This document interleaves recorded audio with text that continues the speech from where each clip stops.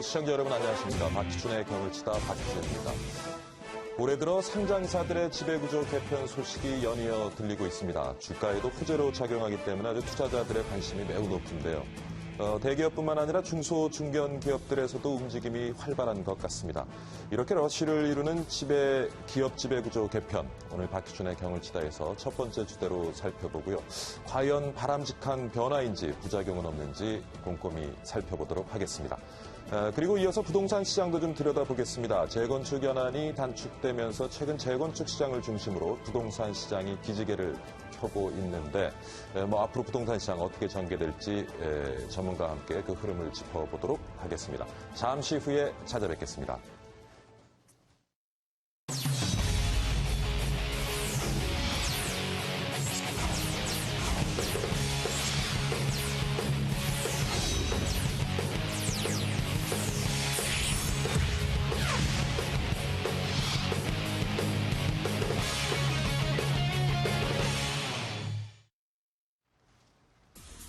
안녕하세요. 이창진입니다. 오늘 경을 치다 첫 번째 주제 살펴보겠습니다. 올해 들어 기업 지배구조 개편이 그야말로 러쉬를 이루고 있습니다. 10대 그룹 내에서만 벌써 4차례나 합병 결정이 있었고요. 중소기업들도 지배구조 개편을 서두르고 있습니다. 그 현황 자세하게 살펴볼 텐데요. 10대 그룹 가운데서는 최근 발표된 이 제일모직과 삼성물산의 합병을 비롯해 현대제철과 현대하이스코, SK와 SKCNC 그리고 한진칼과 정석기업이 합병을 결정했습니다. 합병 결의는 해당 기업들의 주가를 단기에 높이기도 하는데요. 지난달 26일이죠. 제일모직과 삼성물산의 합병 결정 소식에 두 곳은 나란히 상한가를 기록하기도 했습니다. SK 주가는 SKCNC와의 합병을 발표한 지난 4월 20일부터 4월 말까지 5.11% 증가를 했고요. 같은 기간 SKCNC는 무려 6.95% 상승했습니다. 합병 발표 당일인 4월 8일 현대하이스코와 현대제철의 주가는 각각 8.16% 그리고 6.06% 뛰었습니다.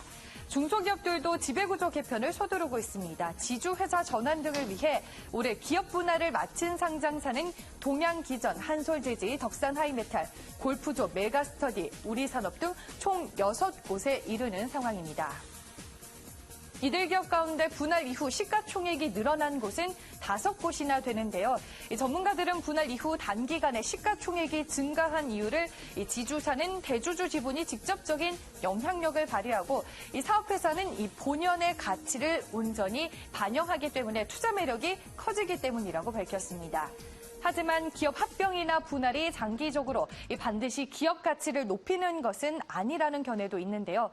최근 러쉬를 이루고 있는 기업 지배구조 개편, 우리 경제에 호재를 가져오는 도구로 봐야 할지 아니면 대주주의 이 극대화 수단으로 봐야 할지 지금부터 경을 쳐보도록 하겠습니다. 스튜디오 나와주시죠.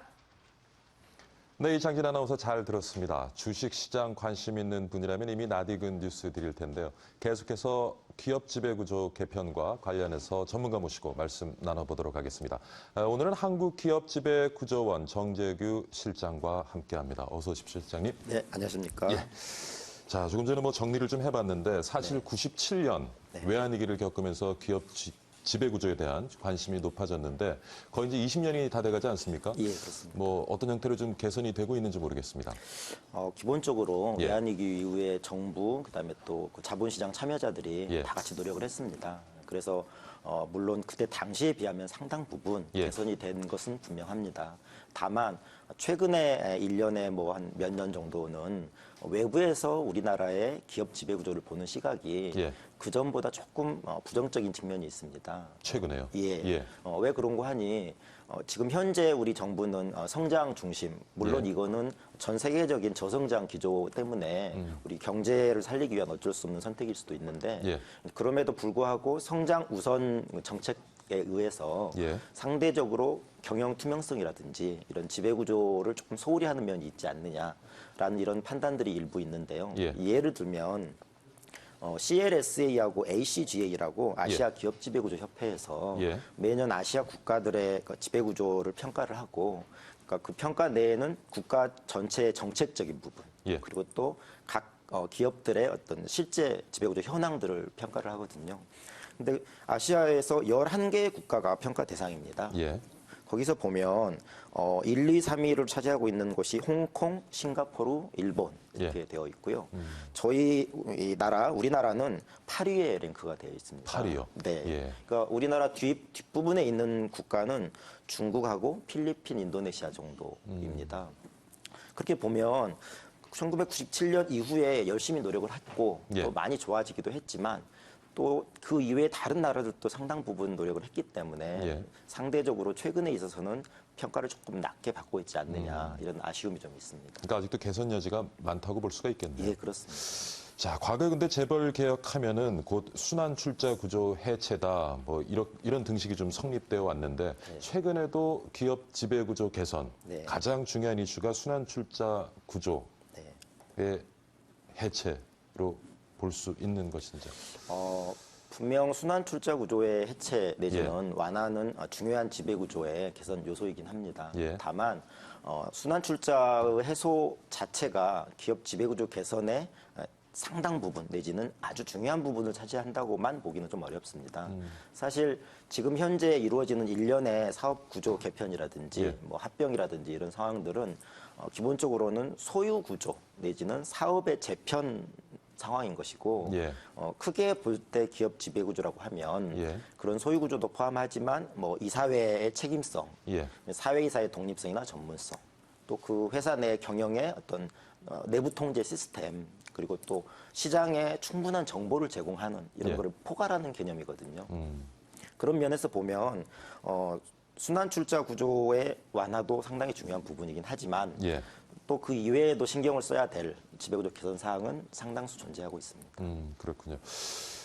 올해 들어서 벌써 이렇게 보면은 10대 그룹 가운데 4차례나 계열사 합병이 결정이 되어져 있고요. 그다음에 중소 중견기업의 지주사 전환도 지금 활발하게 좀 진행이 되고 있는데 최근 와서 이렇게 기업 지배 구조 개선 붐을 이루고 있는 이유 어디 있다고 보시는지요? 네, 최근에 이루어지는 지배구조 개선, 엄격하게 말하면 기업 소유 지분 구조의 예. 개편입니다. 근데 이러한 상황이 일련의 상황들이 계속 이루어지는 부분을 보면은 긍정적인 측면도 있고 부정적인 측면도 있는 것 같습니다. 그 긍정적인 측면이라고 하면 순환 출자를 완화한다는 면, 예. 지금 주제가 되고 있는 그런 면도 있고 또 그 소유 지분 구조를 단순화해서 투명성을 제고한다. 이런 부분도 있고 또 사업의 효율적 추진을 통해서 어떤 새로운 사업, 새로운 먹거리를 찾아 나선다라는 예. 측면이 분명히 있습니다. 다만 일부에서 지적하는 것처럼 뭐 후세 승계를 위한 어떤 자금 조달이라든지 혹은 뭐 일감 몰아주기를 회피하기 위한 어떤 그런 수단이라든지 또 경우에 따라서는 지배주주의 지배력 강화를 목적으로 하는 예. 합병이나 이런 것이 아니냐라는 비판적 시각도 꽤 존재합니다. 그렇군요.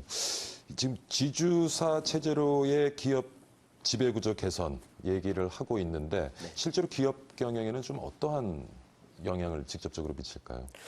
보통 지주회사라고 하면 예. 다들 아시겠지만 주식을 소유함으로써 다른 회사의 사업 활동을 지배하는 것을 목적으로 하는 회사입니다. 예. 그래서 지주회사는 많은 자회사를 거느리고 자회사의 사업 포트폴리오를 뭐 재분배를 한다든지 예.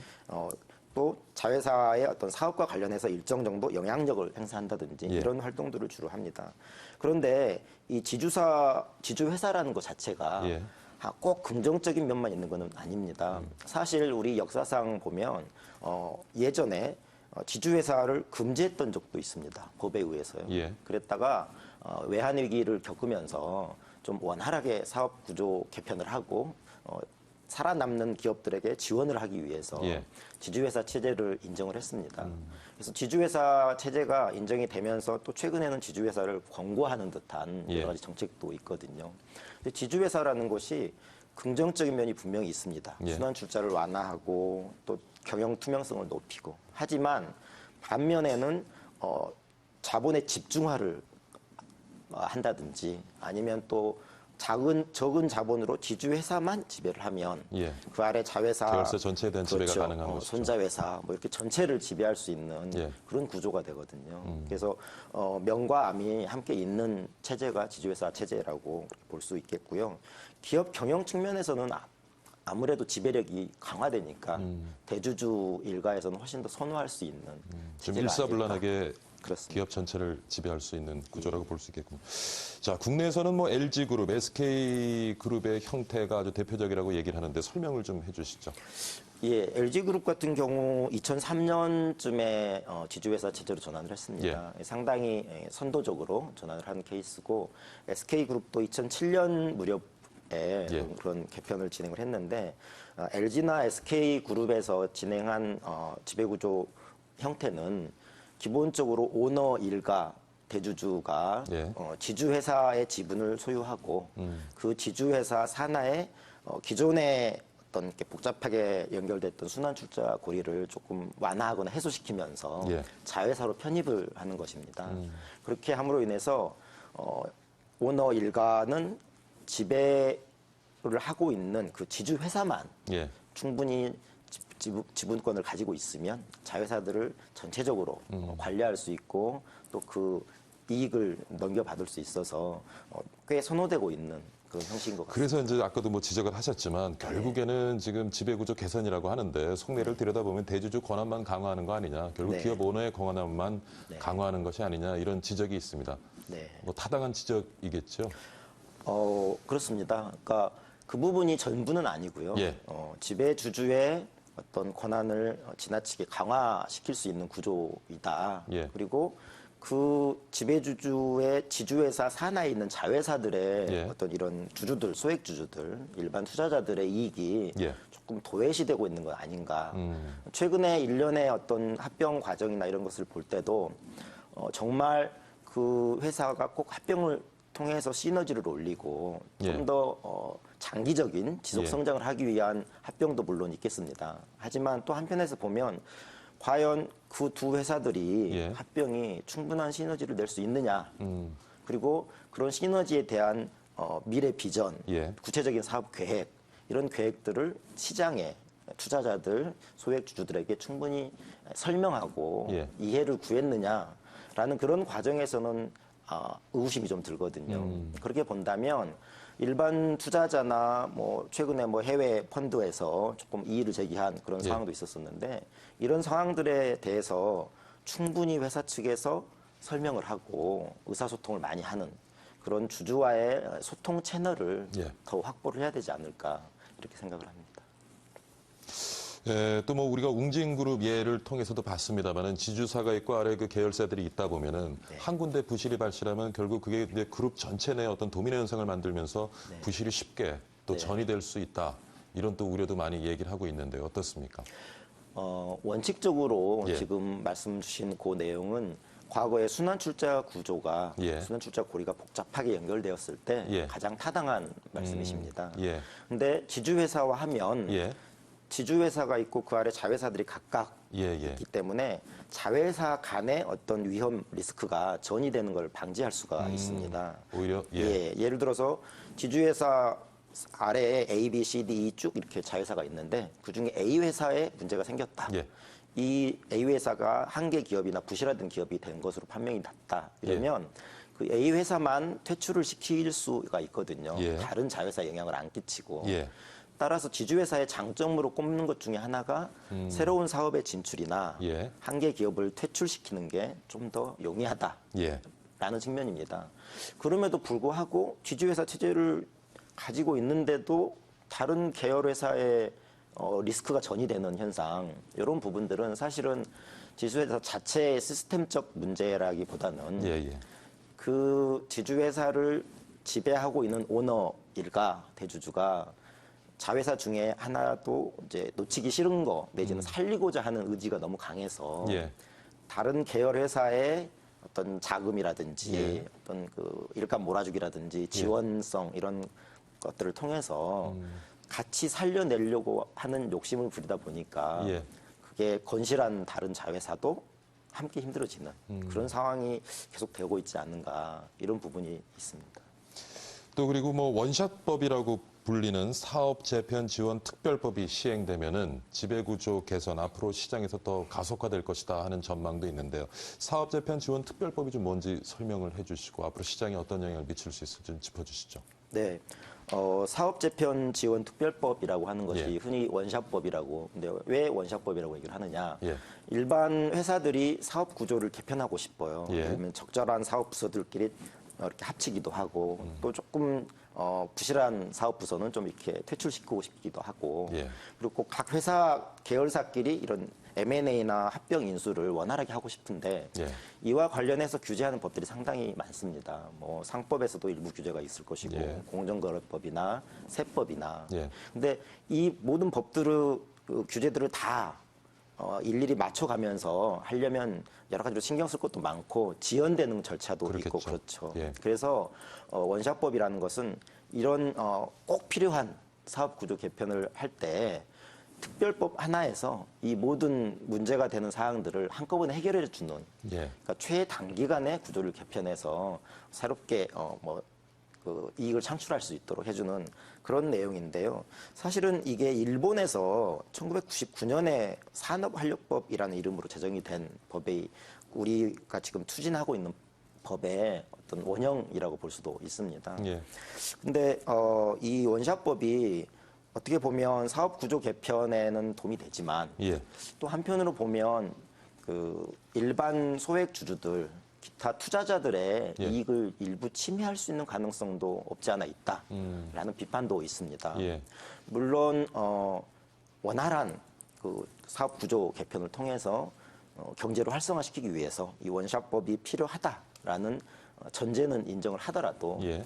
그 원샷법에 담기는 내용 중에 혹시 주주 기본적인 투자자들, 기관 투자자, 일반 개인 투자자들의 정당한 권리를 혹시 조금 훼손할 수 있는 그런 예. 가능성 있는 규정들이 있는지도 짚어봐야 되고요. 예를 들면 주식 매수 선택권 같은 경우 그걸 좀 기간을 줄여버렸거든요. 그 안에서. 그러면 일반 주주들 입장에서는 자기의 권리가 조금 제한되는 듯한 예. 그런 느낌이 들 수가 있습니다. 그러니까 이런 측면에서 보면 원샷법의 내용들이 예.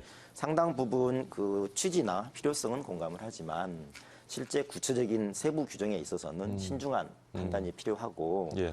어찌 보면 이런 경제단체 쪽에서는 지금 법안도 약간 불만스럽다라는 예. 얘기를 할 수 있지만 또 한편에서 기관 투자자의 이익이나 개인 투자자의 이익, 자본시장의 투명성이나 이런 걸 주장하는 입장에서 보면 지금 법안도 어찌 보면 조금 과한 측면이 있다. 예. 이렇게 논란이 될 수 있지 않을까 이렇게 생각을 합니다. 기업 지배구조 개선을 위한 뭐 법도 제정되고 시행되고 결국에는 뭐 우리 기업 지배구조 선진화해야 된다는 목소리가 높은데 일각에서는 또 이렇게 얘기해요. 기업 지배구조에 뭐 글로벌 스탠다드가 있냐. 우리 문화, 우리 시장의 특성에 맞게 기업 지배구조를 가져가는 것이 중요하다. 네. 그렇다면 또 우리 시장에 맞는 한국형 기업 지배구조는 존재하는 것인지 네. 어떻게 보십니까? 한편으로는 일리가 있다고 볼 수 있지만 전체적인 면에서 보면은 제 입장으로는 글로벌 스탠더드는 분명히 존재합니다. 예. 다만 지금 얘기되는 것처럼 기업 지배구조 모델이 단일한 정답이 있는 것은 아닙니다. 뭐 소유가 분산된 기업도 있을 수 있는 것이고 예. 지금 뭐 그 대규모 기업 집단처럼 이런 기업도 있는 것이고 또 뭐 이렇게 가족 기업처럼 운영이 되는 경우도 있는 것이거든요. 그래서 그런 기업 소유 지분 구조에 어떤 정답이 있지는 않습니다. 다만 예. 국제적으로 글로벌 스탠다드라고 부르는 내용 안에 예. 요소들은 분명히 있습니다. 그 요소들이 예를 들면 주주, 대주주건, 소액주주건 예. 주주에 대해서 평등한 공평한 대우를 해야 된다. 그다음에 주주의 권리를 보호해야 된다. 예. 그리고 또 이 사회는 독립적이고 전문적인 사회이사들로 많이 구성이 돼서 적절한 경영진을 견제해야 된다. 예. 또 내부 통제 시스템은 투명하게 견제와 균형이 이루어질 수 있게 만들어져야 된다. 예. 또 투자자들이 알고 싶어 하는 정보에 대해서 기업이 자본시장에 충분히 이렇게 공시를 해야 된다라는 그런 요소들은 예. 누구나가 인정할 수 있는 요소들입니다. 그런 부분들을 개선하자는 게 지배구조 개선이고 예. 그렇게 본다면 한국형 지배구조라는 말 속에서는 소유 지분 구조에 대해서는 다양성을 인정할 수 있지만 지배구조 큰 틀의 지배구조 면에서는 틀림없이 지켜져야 될 핵심 요소들은 있다. 그런 요소들은 중요하고도 예. 또 신중한 문제이기 때문에 저희들이 긍정적으로 바라봐야 되지 않을까 싶습니다. 앞으로 이제 지주사 체제로 많은 기업들이 전환하게 되면은요, 자본시장에서 우리 투자자들, 네. 지주사 체제 기업에 투자할 때 좀 어떤 점을 유의해야 될죠? 지주회사로 전환을 하는 과정이 예. 사실은 소유 지분 구조를 좀 단순화하고 투명화하는 거기 때문에 분명히 긍정적으로 볼 수 있습니다. 예. 그래서 우리 일반 투자자들도 그렇고 시장의 주가의 흐름도 보면 사실 초기에 약간 긍정적으로 나타나거든요. 예. 다만 사업 구조 개편이나 이런 합병 이런 과정을 통해서 새롭게 만들어지는 지주회사 형태에서 과연 대주주의 지분이 어떻게 변동이 되는지 예. 그리고 또 그런 과정을 통해서 자사주를 조금 어떻게 보면 효율적으로 활용하는 것일 수도 있지만 일부에서 보기에는 조금 비판적으로 볼 수 있는 그런 자사주 활용이 있거든요. 그런 과정을 통해서 오히려 오너나 그 지배주주 일부에게만 예. 더 강력한 이익이 되는 지주회사화가 아닌가 하는 면을 분명히 볼 필요가 있고요. 그래서 지주회사화 한다는 것이 무조건 긍정적이다. 내지는 투자자 입장에서 호재로 받아들인다라고 하는 거는 아직은 좀 이른 면이 아닌가. 예. 그 내용의 구체성을 조금 면밀히 대주주의 지분은 어떻게 변동되고 합병 비율은 어떻게 되고 예. 그다음에 합병 시기나 이런 사업 재편 시기가 예. 지금 타이밍이 적절한 타이밍인지 다시 한번 꼼꼼히 체크를 해봐야 될 필요가 있습니다. 자, 최근 이제 성장도 둔화되고 있고요. 우리 시장 좀 침체되어 있는데 이러한 지배구조 개선이 좀 우리 시장을 활성화시키고 경제를 발전시키는데 호재, 동력 될 수 있을지 모르겠습니다. 어떻게 보시는지요? 일단 긍정적으로 판단을 하고 예. 또 지원을 할 부분은 적극적으로 지원하는 게 올바른 자세일 것 같긴 합니다. 예. 그래서 지금 현재 이루어지는 상황 속에서 부정적인 측면에 대해서는 건전한 예. 비판을 해야 되겠지만 또 긍정화되는 부분도 꽤 있기 때문에 그런 예. 부분에는 또 박수도 쳐줄 수 있어야 되는 것이고 예. 그런 부분들이 사실 시장에 중요한 것은 시장에 충분한 정보를 제공하고 예. 주주들과 원활한 의사소통 채널을 운영해서 이렇게 함께 소액 주주도 소외받지 않고 외국인 주주도 소외받지 않고 예. 기관 투자자도 동의한다. 잘 해보자. 예. 이렇게 될 수 있는 어떤 지배구조 개선 방향, 지배구조의 개편 예. 이런 것들이 이루어져야 시장이 활성화되고 우리 예. 경제도 조금 더 동력을 찾아갈 수 있지 않을까 이렇게 생각을 합니다. 예. 자, 최근 붐을 이루고 있는 기업 지배 구조 개편. 과연 우리 경제에 호재로 작용할 것인지 그리고 또 투자자들은 어떤 관점을 가지고 접근해야 될지 같이 한번 고민해봤습니다. 오늘 한국기업지배구조원의 정재규 실장과 함께했습니다. 오늘 많이 배웠습니다. 수고했습니다. 네, 감사합니다. 네, 지금 시각 1시 22분 지나고 있는데요. 이 시간 주식시장 어떤 흐름을 보이고 있는지 시황센터 연결해서 짚어보도록 하겠습니다. 시황센터 나와주십시오. 네, 오후 1시 구간 우리 증시 흐름 살펴보도록 하겠습니다. 한 주를 마감하는 금요일입니다. 그리고 오늘은 또 이번 6월 달 들어서 첫째 주를 마감하는 날이기도 하죠. 6월 달 들어서 코스피 지수 연일 하락했습니다. 6월 4일 하루만을 제외하고요. 오늘은 좀 어떤 흐름을 보이고 있을지 바로 살펴보도록 하겠습니다. 코스피 지수 10포인트 넘게 크게 밀리면서 하락 출발해서 더욱더 우려감을 자아냈던 것이 사실인데요. 현재는 0.17% 하락한 3.61포인트, 전거래일 대비 3.61포인트 하락하고 있습니다. 2069.25포인트 나타내고 있습니다. 자, 코스피 시장이 기술적 분석으로 살펴봐도 60일 이동평균선을 하회했습니다. 2080선을 하회하면서 움직이고 있기 때문에 더욱더 변동성이 커질 것이다라는 우려 섞인 목소리가 들리고는 있습니다만 점차적으로 하락폭을 축소해 나가며 그래도 호시탐탐 상승 반전을 시도하고 있거든요. 그래서 다음 주가 더욱더 기대되고 있습니다. 다음 주 중요한 이벤트가 기다리고 있죠. 한은의 6월 기준금리 인하될 것이다라는 기대감이 크기 때문에 코스피 시장 다음 주 흐름이 기대되고 있습니다. 수급 현황 살펴보겠습니다. 코스피 시장의 수급 현황을 살펴보시면 외국인이 7거래일 연속 매수 행진을 보이고 있습니다. 오늘도 1,000억 원이 넘게 사들이고 있는 모습, 반면에 개인하고 기관이 동반 매도하고 있습니다. 코스닥 시장으로 넘어가 보죠. 코스닥 시장은 역시 상승과 하락을 오가며 혼조세를 보이고는 있습니다만 상승폭을 키우고 있습니다. 현재 0.43% 오른 707선까지 올라온 모습이고요. 수급 현황 이어서 살펴보시면 코스닥 시장에서 수급 현황 좀 양호한 모습을 보이고 있습니다. 그런데 이제 외국인이 어제 매수세를 보이고 있다가 오늘 좀 매도 방향으로 좀 방향을 튼 모습인데요. 기관이 435억 원 대거 매수세를 보이고 있습니다. 종목 흐름 살펴보도록 하겠습니다. 먼저 유가증권 시장 1위서부터 5위까지 흐름 살펴보겠습니다. 방금 기업 지배구조 개편에 대해서 이야기를 쭉 들으셨는데요. 그 가운데 삼성그룹이 있죠. 바로 삼성그룹이 출자 고리를 끊고 지주사 체제로 전환하기 위해서 여러 가지 시나리오들을 펼치고 있는데 삼성전자가 삼성 SDS를 흡수합병하지 않겠다라는 소식을 밝히면서 삼성전자는 계속해서 주가가 상승하고 있습니다. 오늘도 0.52% 추가적인 상승 흐름 보이면서 134만 4천 원까지 올라왔습니다. SK하이닉스 2% 급등 현상 보이고 있고요. 이제 문제는 현대차인데요. 우리 시장의 원투펀치라고 할 수 있는 삼성전자, 현대차. 그런데 이 현대차 이 두 번째 펀치가 힘을 많이 잃어가고 있습니다.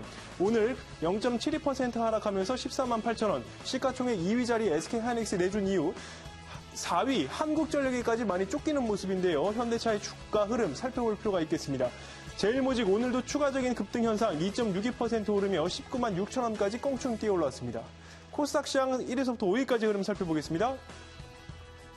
코스닥 시장 오늘 셀트리온이 폭등하고 있는데요. 외국계 증권사에서 긍정적이고 호평적인 아주 리포트가 긍정적으로 나오면서 오늘 주가가 7% 넘게 오르고 있습니다. 바이오시밀러 선도업체인 이 셀트리온이 글로벌 시장에서 5위 안에 들 수 있는 아주 훌륭한 기업으로 성장할 수도 있다라는 외국계 증권사 호평으로 인해서 현재 7% 넘게 오르고 있습니다. 하지만 다음 카카오가 2%대, 동서가 3%대 급락세 보이고 있고요. 파라다이스가 0.17% 조정세를 보이고 있습니다. 네, 이렇게 해서 오후 1시 구간 코스피 코스닥 양시장 분위기를 모두 살펴봤습니다. 이어서 경을 쳐보겠습니다.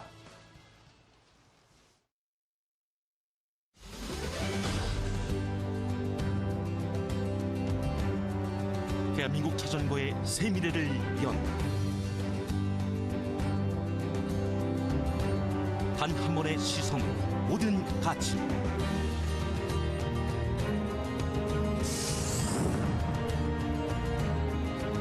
자전거 트렌드를 바꾼 혁신적 프레임. 철보다 강하고 알루미늄보다 가볍다. 비교하고 또 비교하라.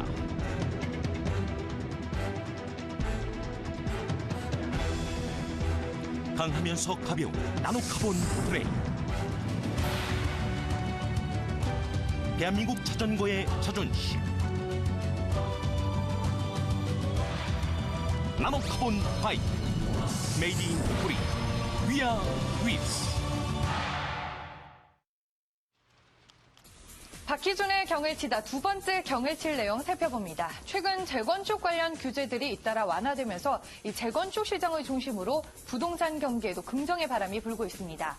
40년이었던 재건축 연한이 30년으로 완화되고 이 구조적 결함이 있는 노후불량 공동주택은 재건축 연한에 무관하게 재건축 여부를 판정할 수 있게 됐습니다. 이 같은 규제 완화로 노후 아파트 단지 재건축이 속속 진행될 것으로 보이는데요. 서울 송파구와 서초구 1980년대 후반에 지어진 단지가 많은 양천구 목동도 재건축 시장에 활기를 불어넣을 것으로 현재 전망이 되고 있습니다. 또 그동안 재건축 추진이 지지부진했던 여러 아파트 단지들이 다시 재건축 사업에 속도를 내고 있는데요. 서울 대치동 음마아파트는 지난 10여 년간 이 주민 갈등으로 이렇다 할 진전을 보지 못했는데요. 지난해 구성된 재건축 추진위원회를 중심으로 다시 본격적인 사업 추진에 나서고 있는 상황입니다. 이렇게 재건축 추진 바람이 불면서 건설사들의 재건축 수주 경쟁도 치열해지고 있습니다. 하지만 한편에선 대규모 재건축 추진이 오히려 전세난이나 이 물량의 과잉 공급으로 이어지는 것 아니냐는 우려의 목소리도 나오고 있는데요. 자세한 내용은 경을 치다에서 살펴보도록 하겠습니다. 스튜디오 바로 나와주시죠.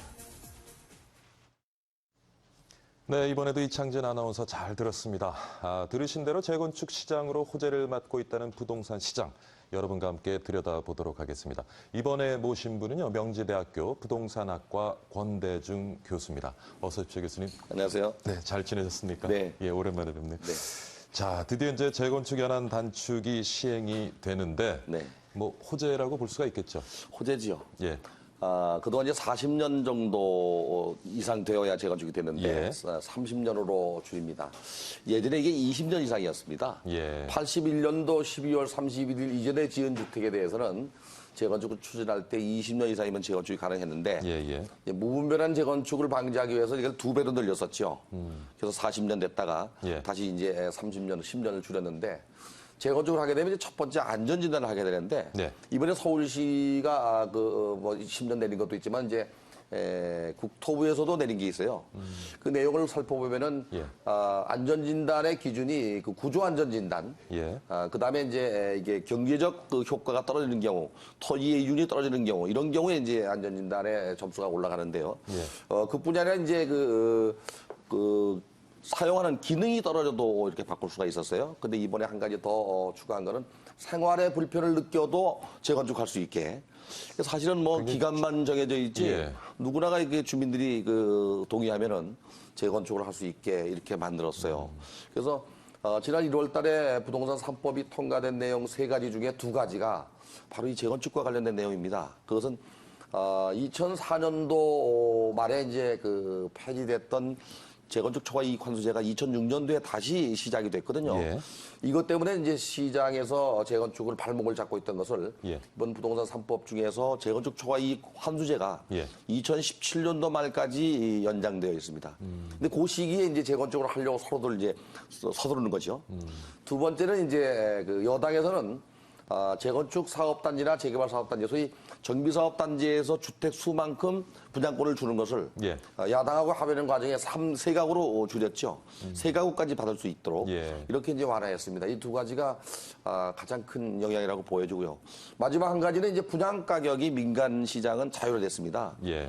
이게 4월 1일부터 자율화됐는데요. 이 이전에는 이제 분양가 상한제가 있으니까 높은 가격으로 분양할 수가 없으니까 예. 주민의 수익성이 떨어지죠. 예. 그래서 이번에 이게 이제 4월 1일부터 자율화되면서 재건축 시장, 특히 정비사업 시장이 이제 좀 활성화되고 있는 겁니다. 그러니까 뭐 재건축 시장의 규제는 거의 다 이제 없어지고 완전히 개방되는 자율화되는 그런 모습이라고. 재건축 초과이익 환수제가 2017년도 말까지만 연장되어 있으니까 한시적으로 적용이 한시적이죠. 되는군요. 이후에는 이제 문제가 되는데 예. 이게 이제 뭐가 문제가 되냐면요. 재건축 초과이익 환수제는 이제 종호자산 재건축을 추진하면서 분야했던 분양 가격에서 최초의 추진위원회 구성 단계 종전 가격을 뺀 가격에서 예. 비용을 빼고 50%까지 세금을 물릴 수 있습니다. 물론 이제 3천만 원 이상의 이익이 남았을 경우에. 예. 그러니까 상당히 많이 물리는 거죠. 이게 이제 3년간 유예됐기 때문에 예. 지금 추진하는 단지들이 적어도 3년 전까지는 가야 되는 문제가 있기 때문에 예. 일시에 이렇게 추진하는 그런 사례가 있는 거죠. 네. 시장 움직임이 좀 어떻습니까? 좀 적극적이게. 시장은 지금 뭐 전국적으로 서울시만 해도 2003년도 7월 1일 날 정비사업법이 발효되면서 예. 무려 1,300군데가 있었습니다. 정비사업지구가. 예. 전국적으로 약 한 2,400군데가 있었는데요. 경기 하락이나 이 부동산 시장 침체로 인해서 전부 다 무산되거나 해지하고 예. 현재 남아있는 게 전국에 562군데가 남아있고요. 구역별로는 347군데가 지금 진행 중에 있고요. 예. 세대수로 따지면 약 한 18만 4천 세대니까 꽤 많죠. 그러네요. 그러니까 20만 호 정도 잡고 4인 가족이 80만 가구가 들어갈 집을 지을 수 있는 양이니까요. 예. 수도권에 한 179군데가 지금 추진 중에 있습니다. 이 역시 한 10만 7천 세대 가까이 되고요. 그리고 서울이 85구 구역입니다. 지금 예. 지역이. 이것도 역시 한 6만 가구 됩니다. 예. 그러니까 5월 달에 지금 뭐 비수기철로 분양 물량이 5만 예. 5천 세대 가까이 되니까 예. 한 달 물량 되죠. 강남 3구가 제일 많아요. 21군데입니다. 예. 이게 한 2만 가구 정도 되고요. 2017년도 말까지 이렇게 이제 진행되는 것들이 관리처분계 인가를 받아야 되니까 수없이 이제 사업이 진행될 겁니다. 아마. 그래서 가는 지역마다 재건축 붐이 일고 있다. 이렇게 얘기할 수 정도로 붐을 타고 있습니다. 이번 규제 완화로 가장 큰 수혜를 입은 사업지 어디로 보십니까? 제가 볼 때는 뭐 개포동 중흥아파트가 개포동 아니겠는가 중흥아파트. 생각이 듭니다. 예, 예. 강남에. 예. 그러나 이제 꼭 개포동만 그런 건 아니고요. 예. 단지 규모가 크거나 분양 가격이 높은 단지는 전부 수혜 지역이라고 봐야 돼요. 그 이 중에 하나가 단지 규모가 크면 이제 규모의 경제에서 경쟁력이 있거든요. 예. 뭐 나우루 아파트 같은 경우는 이제 관리비가 많이 나오거든요. 예. 단지가 크면 그런 것들에 유리하고 단지 환경이 좋아지죠. 예. 또 한 가지는 이제 분양 가격이 자율화됐기 때문에 집가가 높은 지역이 수혜 지역이라고 봐야죠. 그렇다면 예. 서울 지역에서는 강남, 서초, 송파 쪽 예. 이쪽 지역이 거의 제일 큰 수혜 지역이라고 보여지고요. 상대적으로 만약에 이제 뭐 상계동 지역 같이 노원구 상계동 지역 같이 아파트 밀집 지역이지만 집가가 낮기 때문에 강남만큼 수혜를 보는 지역은 아니라고 보여집니다. 아, 그렇군요. 그러니까 이제 집가가 높은 지역이죠. 예. 네. 이번 어떻게 재건축 규제 완화로 좀 부동산 시장 거래가 좀 이렇게 활발해지고 있습니까? 매매가는 또 어떻게 움직이고 있는지요?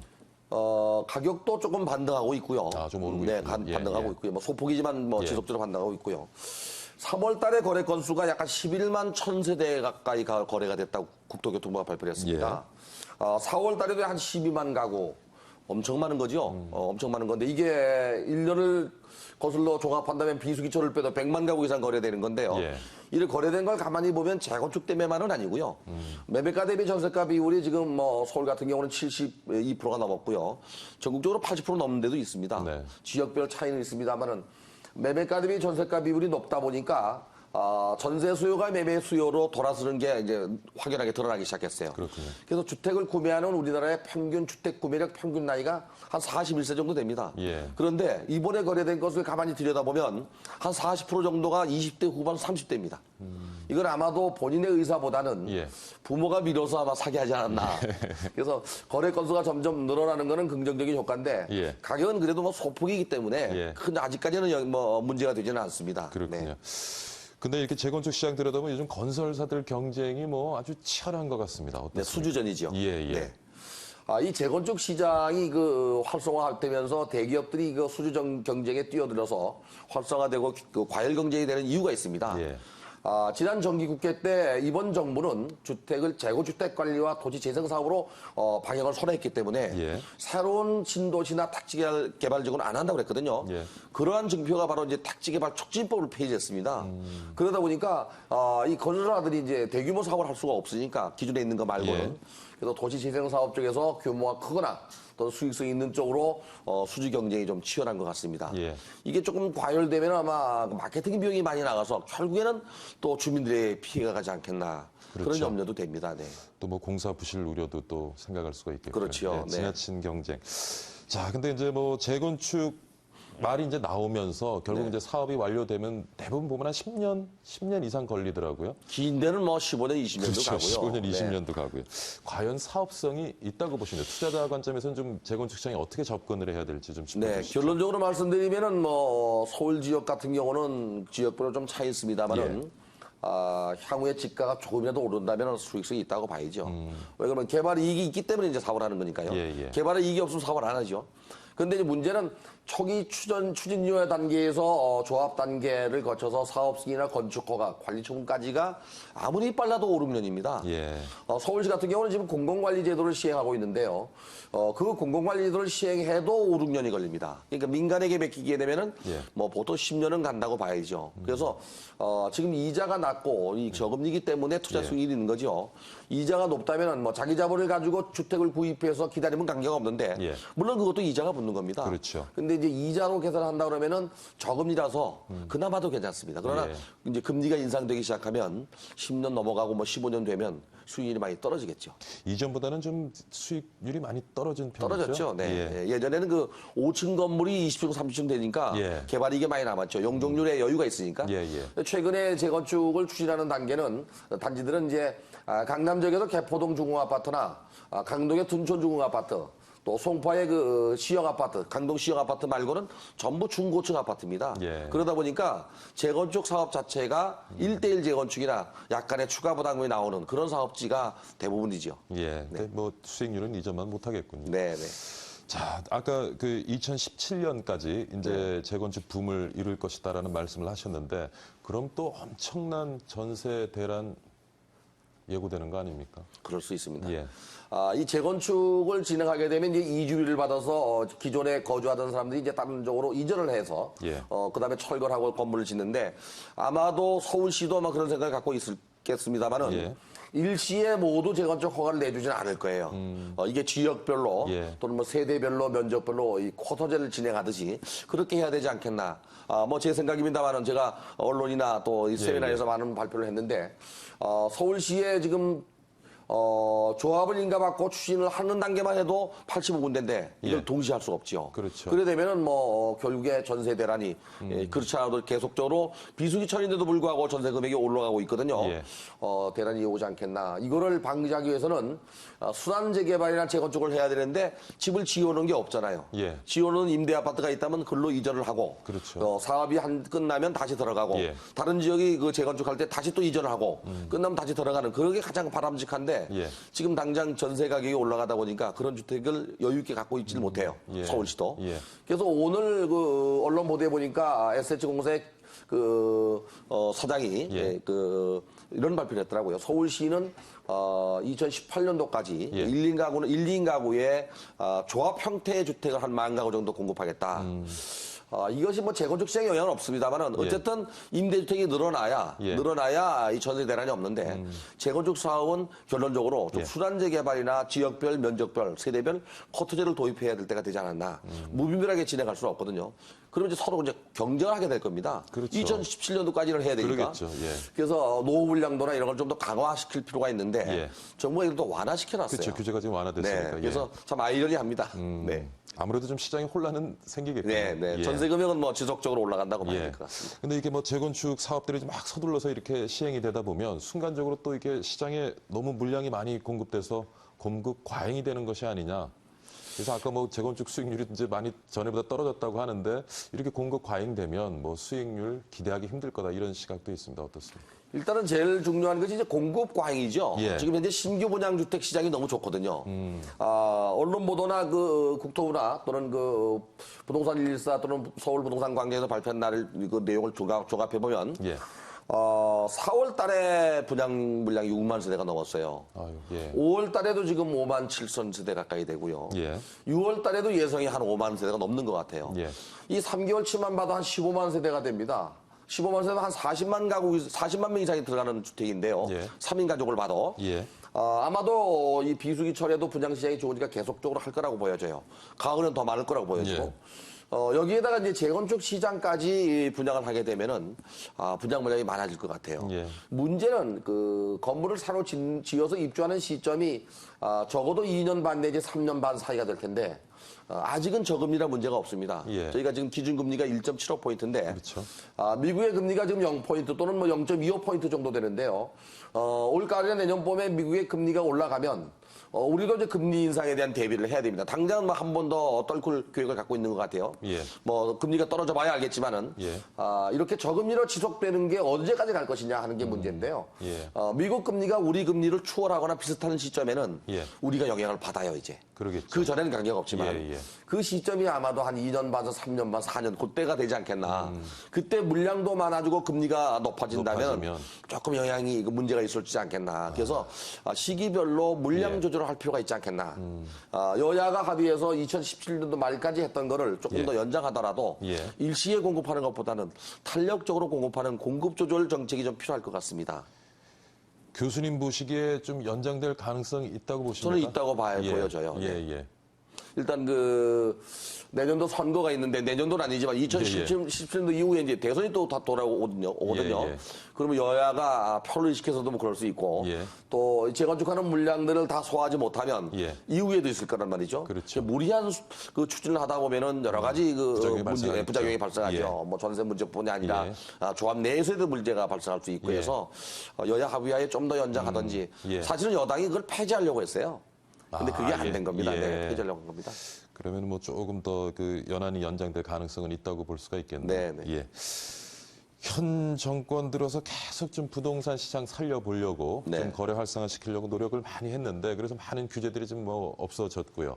어떻게 보십니까? 이제 좀 활성화가 되고 있다고 보시는지요? 이번 박근혜 정부의 부동산 정책이 크게 이제 세 가지 테마로 보면은요. 예.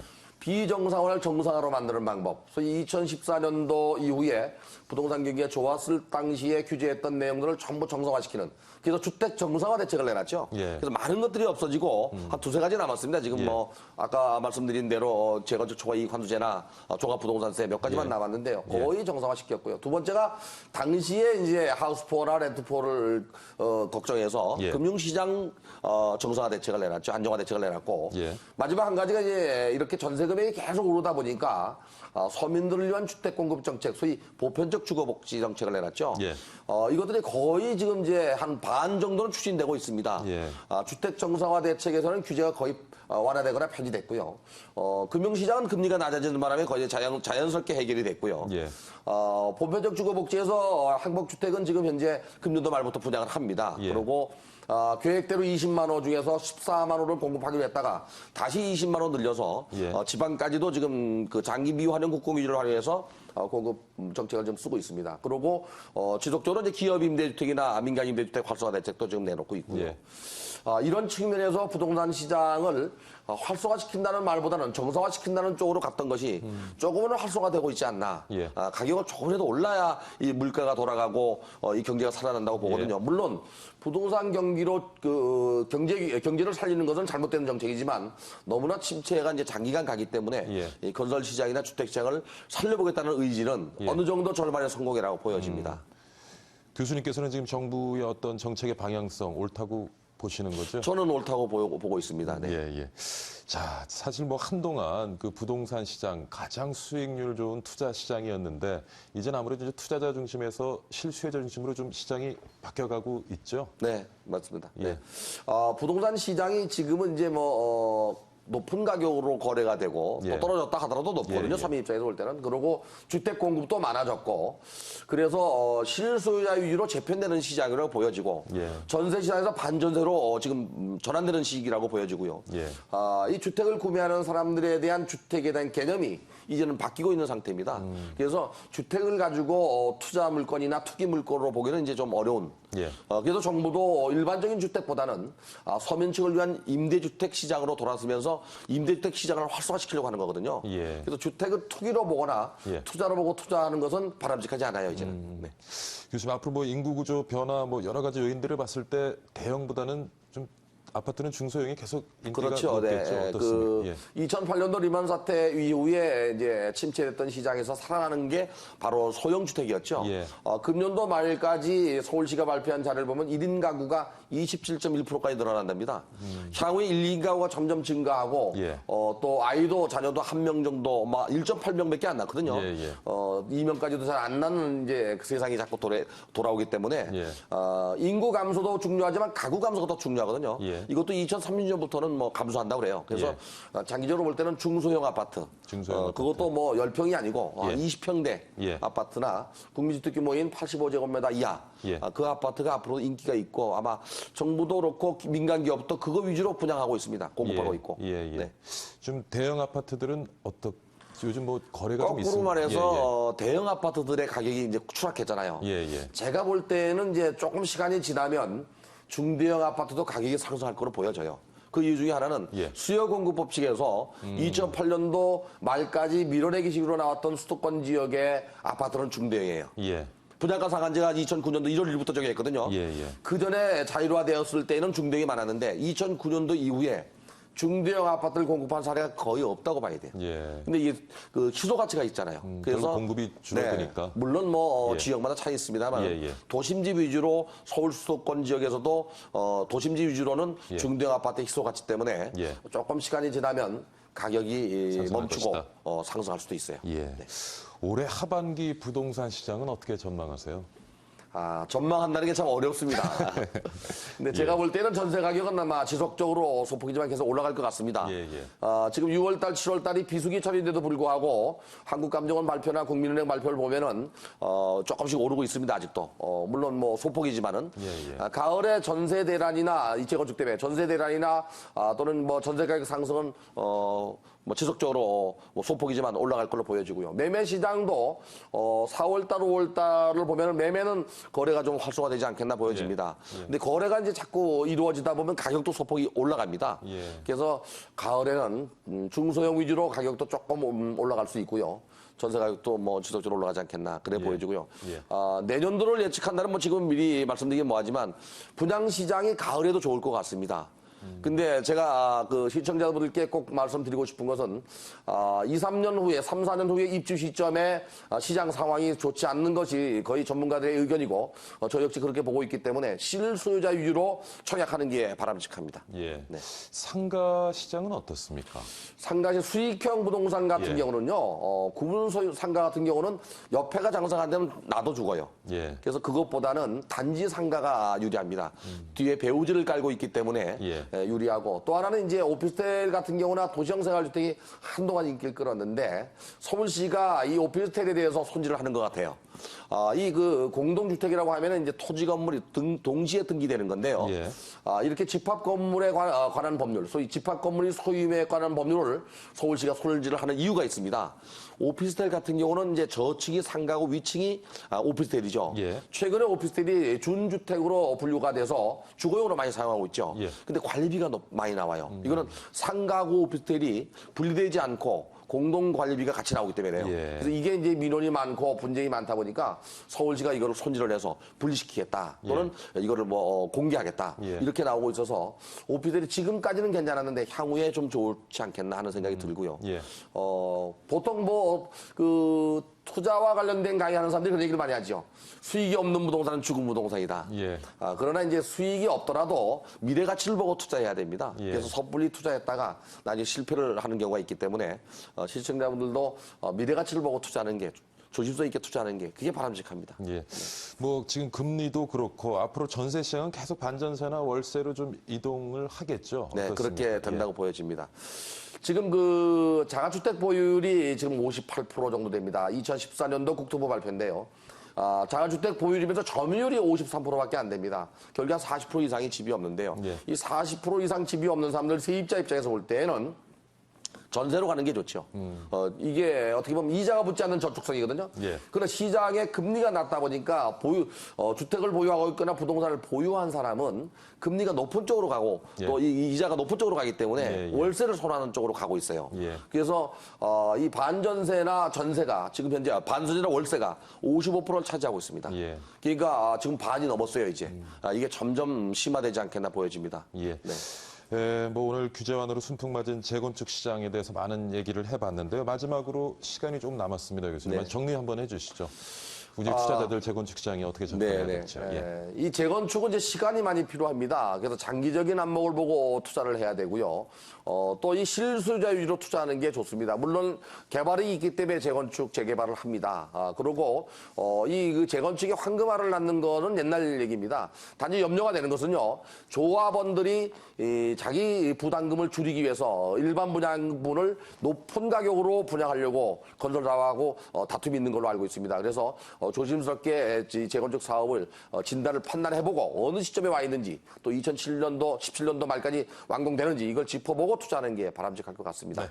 네. 규제 완화로 순풍맞은 재건축 시장 어떤 관점에서 접근해야 될지 명지대학교 부동산학과 권대중 교수와 함께 고민해봤습니다. 오늘 많이 배웠습니다, 교수님. 네, 감사합니다. 감사합니다. 예.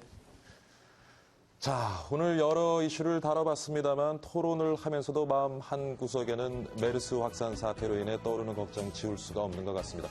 아마도 방송 보고 계시는 여러분도 마찬가지 심정일지 싶습니다. 이런 때일수록 풍문에 흔들리거나 불안함을 갖기보다는 정확한 정보를 공유하고요. 그리고 냉정을 찾는 일이 무엇보다 중요한 것 같습니다. 전문가들 얘기로는 평소 감기 걸리지 않을 정도로 개인 위생에 신경을 쓰면 메르스에 감염될 가능성이 아주 낮다고 합니다. 참고하시기 바라고요. 하루속히 좀 이런 불안한 분위기 해소되었으면 합니다. 박희준의 경을 치다 오늘은 여기서 줄이고요. 저는 다음 시간 건강한 모습으로 다시 찾아뵙겠습니다. 시청해주신 여러분 감사드립니다.